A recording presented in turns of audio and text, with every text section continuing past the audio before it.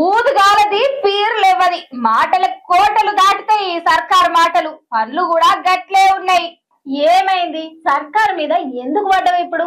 అరే మన ముఖ్యమంత్రి ఏం చెప్తాడు? విద్యనే ప్రామాణికం మా సర్కార్కి అని చెప్తాడు కదా. అవును, దాంట్లో ఏం డౌట్ ఉన్నది ఇప్పుడు నీకు? మరి ఎట్లయితే తెలంగాణకు విద్యాశాఖ మంత్రి ఏడి?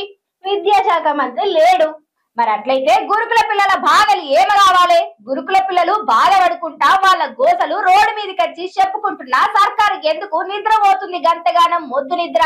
ఇగో చూడు, సూర్యాపేట కాడ గురుకుల పిల్లలంతా ఈ సర్కార్ వచ్చినప్పటి నుంచి గురుకులాల పరిస్థితి గిట్లయింది.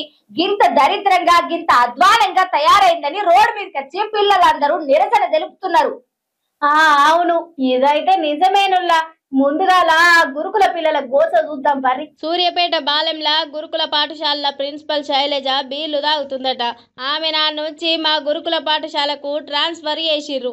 శైలజ మేడంకు పై అధికారుల నుంచి సపోర్ట్ ఉంది. దాంతో ఆమె మా దగ్గర పరీక్ష ఫీజులు అనుకుంటా 10,000 దాకా వసూలు చేస్తుంది. కిచెన్ల సామాన్లన్నీ ఎత్తుకపోతుంది. నన్ను ఎవరేం చేయలేరు అనుకుంటా మా మీద ప్రతాపం చూపిస్తుంది. ఈ ప్రిన్సిపల్ మేడంను వెంటనే సస్పెండ్ చేయాలనుకుంటా నాగర్ కర్నూలు గురుకుల విద్యార్థినులు ఆందోళన ఎత్తురు. ఈ కాంగ్రెస్ ప్రభుత్వం వచ్చినప్పటి నుంచి మా గురుకుల పాఠశాలలు దరిద్రంగా అయినాయి. ఇంకా మా చదువులు కూడా అద్మానంగా మారినాయి. ఈ మేడంను తీసేయాలనుకుంటా ఆగ్రహం వ్యక్తం చేస్తురు గురుకులాల విద్యార్థినులు.